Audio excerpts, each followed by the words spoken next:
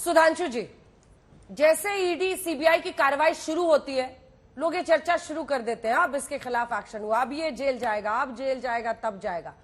एक नैरेटिव जो 2024 के चुनावों के पहले है वो यही है कि आपकी सरकार सिर्फ विपक्षी नेता हो, और नंबर्स उसको ये करते हैं, सही साबित करते हैं। जैसा कि अखिलेश जी ने भी कहा, लगभग 95% मामले जो है 95% केसेस ऑपोजिशन के नेताओं के खिलाफ है। इसके बाद आलोक जी आ रही है। देखिए, आपकी बात का भी जवाब देता हूं, प्रियंका जी की बात का भी, अखिलेश जी की बात का। आपने कहा 2024 का नैरेटिव, तो मैं अंजना जी याद दिलाना चाहता हूं 2014 का नैरेटिव क्या था?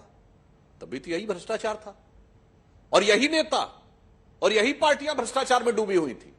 बताइए, 2014 में भी तो यही नैरेटिव था, तब तो हमारी सरकार नहीं थी, ये तब भी उसमें डूबे हुए थे। याद करिए, मैं तो उसमें जाऊं, 1989 के चुनाव में भ्रष्टाचार मुद्दा था वो फोर्स का, कब? हम लोगों के बचपन के जमाने में।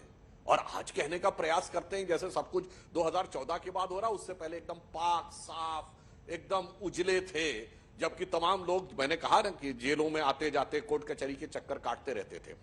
अब जो प्रियंका जी ने कहा, अपने पहले वाक्य में कहा कि वो लोग इसलिए बेल नहीं मिल रही है कि उनकी मार्ग का रोड़ा बने हुए हैं, और संजय राउत जी को बेल मिल गई, तो मतलब संजय राउत जी हमारे, आपके हिसाब से हमारी मार्ग का रोड़ा नहीं है, या संजय राउत जी को बेल मिल गई तो न्यायपालिका बहुत अच्छे ढंग से काम कर रही है, वो सत्य की विजय है, और जिनको नहीं मिल पा रही है वो सरकार का पूर्वाग्रह है। इस ढंग का जब आप लोग दोहरा लॉजिक देने का प्रयास करते हैं तो देश की जनता को यह बात समझ में आती है। दूसरा, आपने कहा कि आपकी पार्टी को तोड़ने के लिए इसका प्रयास हुआ। अरे मान्यवर, आपकी पार्टी टूटी नहीं है, आपकी पार्टी थोड़ी सी बची है उधर, बाकी मेजॉरिटी पार्टी दूसरी तरफ चली गई। तो कहने का भाव तो आप शायद ये कह रहे हैं कि आपकी पार्टी में 90% लोग करप्ट थे क्या, जो दबाव में आ गए? ऐसा कैसे हो सकता है? ये तो वो पार्टी थी जिसका चिन्ह ही शेर था, और वो आप कह रहे हैं दबाव में आ गए, तो बात हजम नहीं होती। हकीकत कुछ और थी।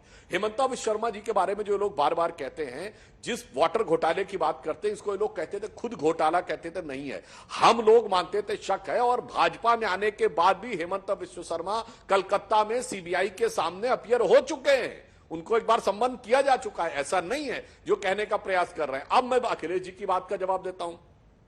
अखिलेश जी कह रहे हैं सीबीआई के डायरेक्टर का उल्लेख। मान्यवर, सीबीआई के डायरेक्टर में तो नेता प्रतिपक्ष भी होता है पैनल में, तो जरा दिखाइए अपना नोट ऑफ डिसेंट का कागज, वो फाइल में कहीं खो गया है क्या?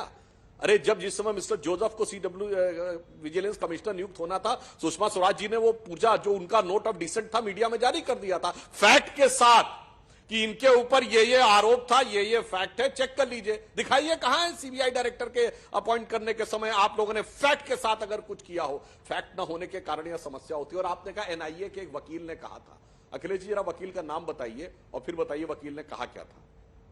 आप लोग ऐसे एकदम हवा में आके कुछ भी बोल देते हैं। मैं विनम्रता से पूछता हूं, कौन वकील था और उसने क्या बोला?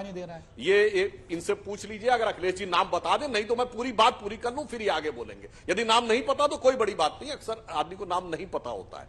मैं बता देना चाहता हूं, वकील का नाम था रोहिणी सालियान, और उसने यह मुद्दा बनाया था कि जब असीमानंद ने अपना कन्फेशन कर दिया था, जिसका कोई कोरेबोरेटिव एविडेंस नहीं था, तो उसने सरकार को सलाह दी थी कि केवल एक वक्तव्य के आधार पर जितने मुस्लिम आरोपी हैं उनके केसेस विड्रॉ कर लिए जाएं और सिर्फ हिंदू आरोपियों पर केस रखे जाएं, किसमें? समझौता एक्सप्रेस ब्लास्ट में। अब इस ढंग का अगर एब्सर्ड कोई सुझाव देगा वकील को, कि जो ये नहीं कहेगा फैक्ट के बेस पे, वो कहेगा कि समुदाय देख के ऊपर तय किया जाए, तो फिर सरकार उसके बारे में उसको आपत्ति करेगी। इसलिए मैं कहना चाहता हूं, जो ये प्रचार और दुष्प्रचार है, तो 2000, मैं जहां से बात शुरू किया था वही खत्म कर रहा हूं। 2024 में नहीं, 2014 में भी यही नैरेटिव था, और 1989 में, यानी जब पहली बार स्पष्ट बहुमत की सरकार इस देश से गई, वहां से लेकर 2014 तक सदैव यह नैरेटिव रहा है भ्रष्टाचार, और सदैव उसको लेकर जांच के घेरे में यही लोग रहे हैं जो आज हल्ला मचा रहे हैं।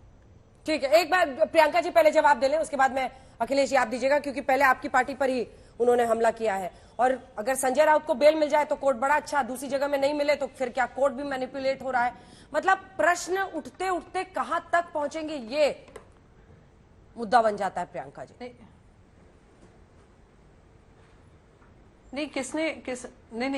किसने कोर्ट पे सवाल निशान उठाया? रोज किरण रिजिजू जी हैं जो जजेस को एंटी नेशनल बोलते हैं, खुद देश के लॉ मिनिस्टर हैं जो कहते हैं जुडिशरी को अपने दायरे में रहना चाहिए। खुद देश के वाइस प्रेसिडेंट हैं जो रोज जुडिशरी पे उंगली उठा रहे हैं। आज खुद रिजिजू जी आकर कहकर आते हैं क्योंकि बहुत सारे कांग्रेस के लीडर्स वहां पर गए हैं, जुडिशरी पे दबाव लग जाएगा।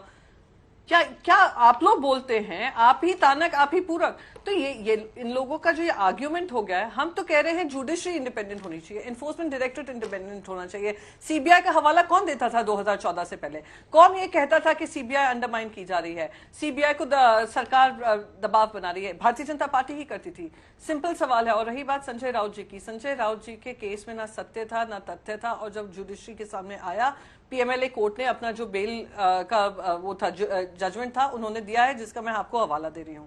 बाकी सब न्याय प्रणाली का इस्तेमाल कर कर, कानूनी प्रणाली का इस्तेमाल कर कर वो भी बेल पे बाहर निकलेंगे। 7 महीने हो, 1 साल हो, 1.5 साल हो, 2 साल हो, पर ये लोगों को चुप कराने का काम, विपक्ष को दबाने का काम, विपक्ष को ये घबराने का काम कि आप लोग बोलोगे तो हम ईडी भेज देंगे, आईटी भेज देंगे, सीबीआई भेज देंगे, वो एक पूरा देश का प्रोजेक्ट बन चुका है। वो जग जाहिर है, मुझे उसको प्रूव करने की जरूरत नहीं है।